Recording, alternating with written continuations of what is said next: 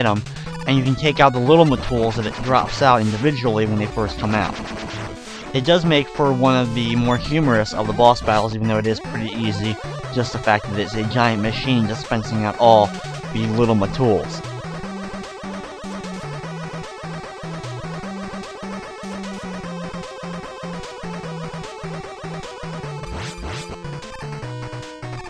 Now we are going to have to face off with one more of those Matool dispensing bosses as we continue on through the stage, after which will be our decision in order to find out which path we need to take in order to get to the real robot lair of Tomahawk Man. Here is our second battle against the Matool dispensing machine. We can charge up a full shot and take it out.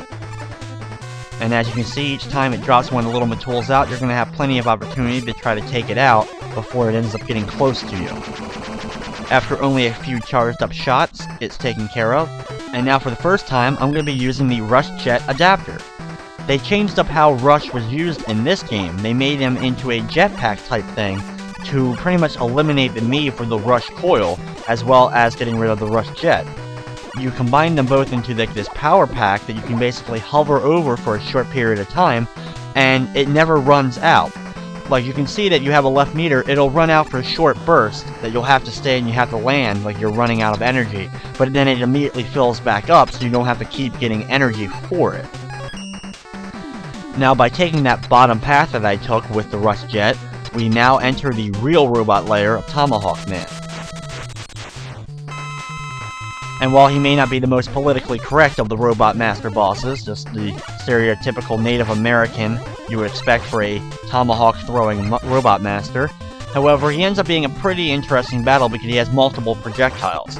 He has the arcing tomahawk he throws out, as well as he uses his headdress to go ahead and throw out 3 random projectiles from that as well.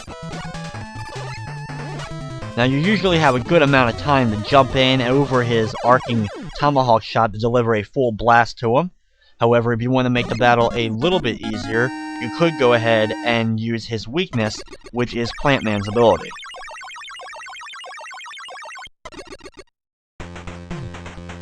And by defeating Tomahawk Man, you can see not only do we get the Silver Tomahawk, we also get Beat B parts, which is the letter B for the beat parts that we have to collect. So next up in our Robot Master bosses, we're going to go with one of my favorites from this game, one of my favorite songs in the game. We're going to the oil field to do battle with Flame Man.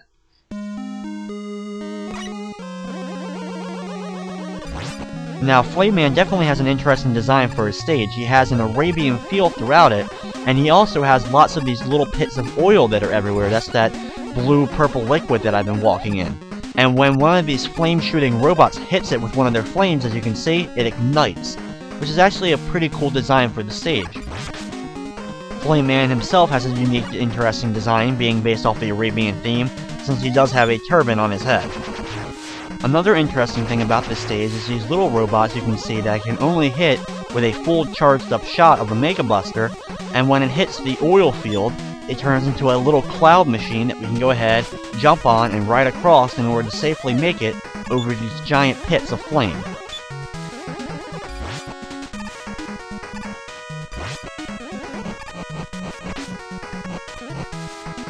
Now, as we go deeper into the stage of Flame Man, we can see the stage really change from that purple design on the top layer to the more flame insides of the darker, cavernous area that we've now entered into.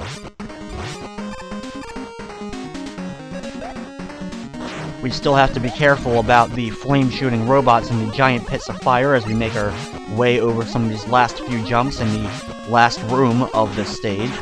We can also grab some health, as well as an energy tank at the bottom here.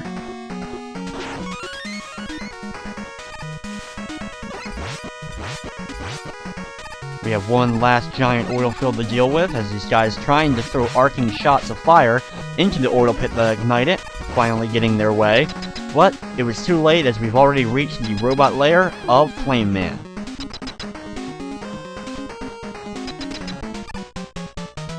As Flame Man enters into the battle, our strategy for Flame Man ends up being similar to that of Fire Man from the first Mega Man game.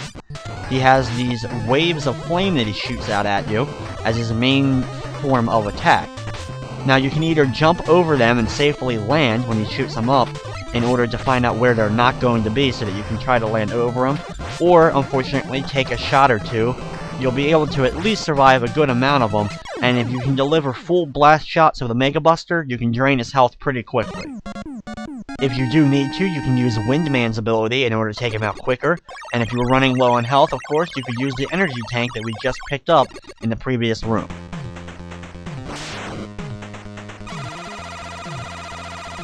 Now for defeating Flame Man, we get the Flame Blast, as well as the Rush Power Adapter making its debut. As we are now halfway through the Robot Master bosses in Mega Man 6, as we now are going to the capital of science to go ahead and do battle with Nightman. Not sure exactly what's up with it being called the capital of science. You think it'd be more of a castle theme? As we can see, some of the more recycled backgrounds actually from parts of DuckTales 2, with some of those hooks that we would use in that game hanging in the background.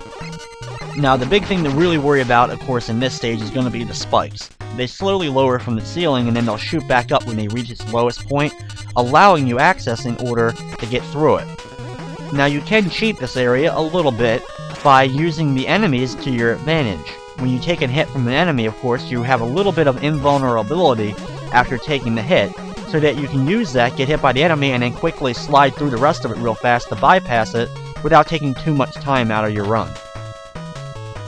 Now, the Rush Power Adapter that we gained in the previous level is making its debut in Mega Man 6, and what it is, it delivers a full power shot. It's kind of like a power armor. It's not really overall that useful to use against most of the enemies in the game. However, a full shot of it can break certain blocks that we'll have to break in order to advance into certain parts of stages, especially in order to advance in later levels of the game. Now, Nightman stage is also one of the stages that includes one of those hidden layers that contains one of the beat parts.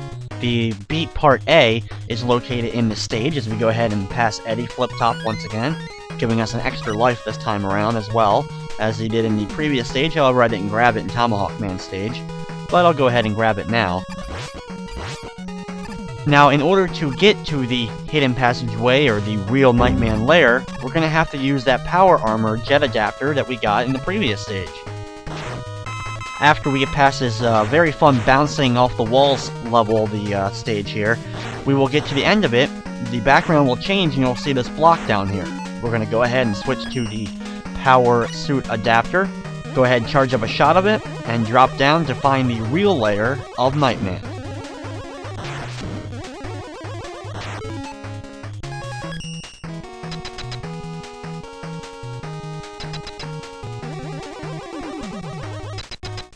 Now, Nightman as a kid used to be one of my favorites just because I was really into medieval at the time, and he ends up being a rather easy boss battle to contend with. You can't shoot him when he's just standing straight up with his shield protecting him. What you do is, you wait for him to throw out his mace, then you jump over it, deliver a shot, and then quickly jump back over the mace as it's retracting back to him like a boomerang. While the battle with Nightman usually takes a little bit longer than some of the other Robot Masters, it ends up being pretty easy and you shouldn't take too much damage while facing him. You could also, of course, go ahead and use his weakness, which ends up being the Yamada Spear we get from the Yamada Man.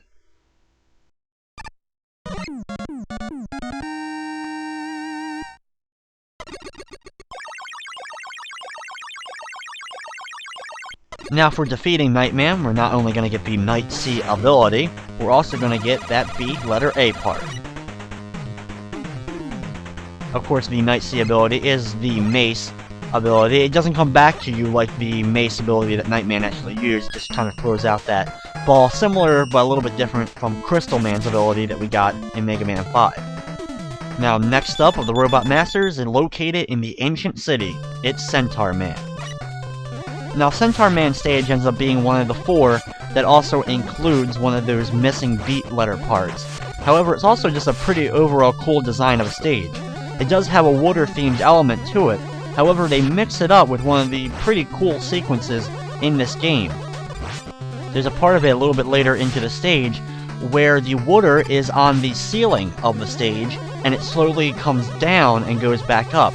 And you have to use it in order to jump into the water from, below, in order to make it over certain jumps, because obviously when you're in water, as we're used to in the other Mega Man games, you have different gravity. Which is something that can always take a little bit to get used to. If you played all the previous Mega Man games, though, up to this point, you've probably gotten used to maneuvering around in low gravity, either from space levels, like we saw in Mega Man 5, or just other water levels from all the other Mega Man games. Now here's that area. As you can see, the black part of the screen has no water, and we have our standard gravity. However, when the water comes down from the ceiling, we'll be able to jump into it, and we can make longer jumps because the gravity is obviously less in the water. While it may not make fully a lot of sense in some ways, it ends up making for a pretty cool overall stage, in my opinion.